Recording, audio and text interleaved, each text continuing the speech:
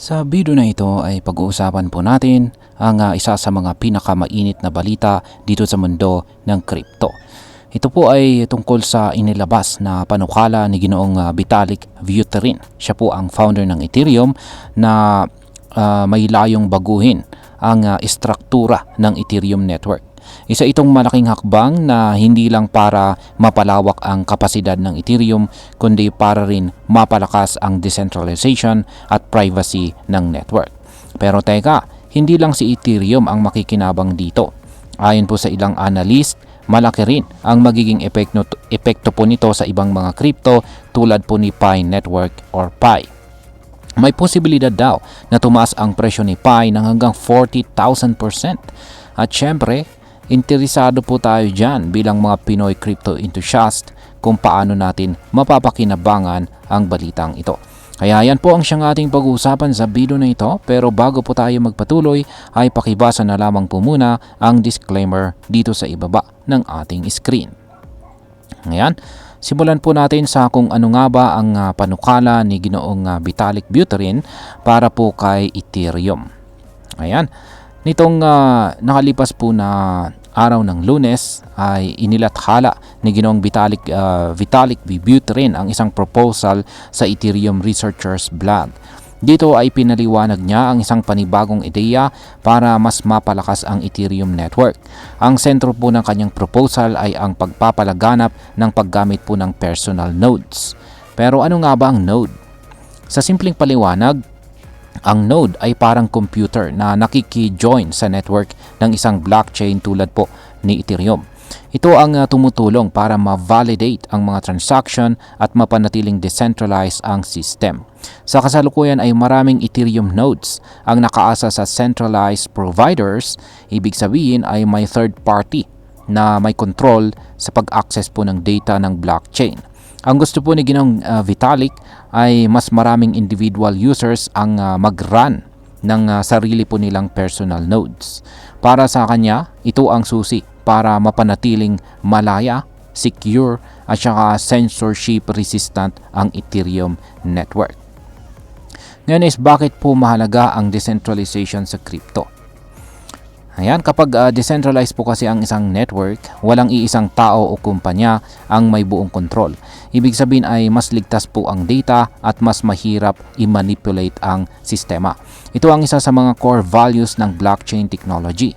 Ayon pa kay Ginoong Vitalik, kahit na may mga advanced na technology tulad po ng zero knowledge proof at saka private information retrieval, hindi raw sapat ang mga ito para mapanatili ang decentralization kung iilan lang ang nagraran ng nodes. Kailangan daw talagang hikayatin ang mga tao na magkaroon ng sariling nodes sa bahay nila o kahit sa simpleng device lamang. Ngayon is ano po ang epekto nito kay Ethereum? Dahil po sa announcement na ito ay agad po na tumaas ang presyo ni Ethereum. Sa loob lamang ng ilang araw ay tumaas po siya ng 6%. Kaya umabot po ang kanyang presyo sa $2,645.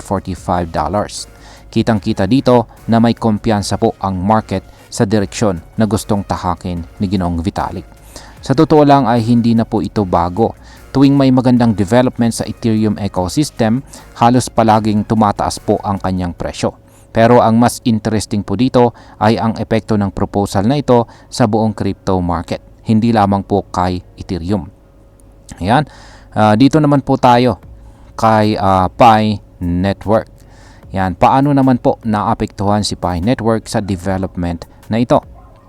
Ngayon ay nitong mga nakaraang linggo ay medyo magulo ang takbo ng presyo ni Pi. Mula po noong May 12 hanggang May 17, halos 50% po ang ibinagsak ng kanyang presyo. Pero ngayon ay unti-unti na po siyang bumabangon. Sa nakaraang 4 na araw, tumaas siya ng 20%, kabilang na po ang 3.2% na pagtaas sa loob lang ng isang araw.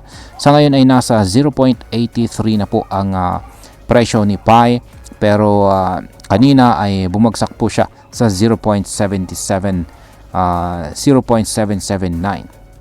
Ayan, ayon po sa mga technical indicators ay may posibilidad na magkaroon po ng breakout si Pi. Ibig sabihin ay maaari po siyang magkaroon ng tuloy-tuloy na pag-angat kung malalampasan po niya ang resistance zone na nakaabang sa presyong 0.8 Ayan, meron po tayong chart dito.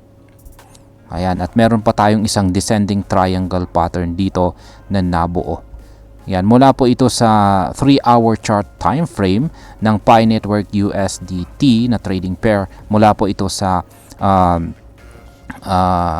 data ni Gate.io. Yung gamit po pala rito is isang yung mga candlestick dito is Heiken Ashi.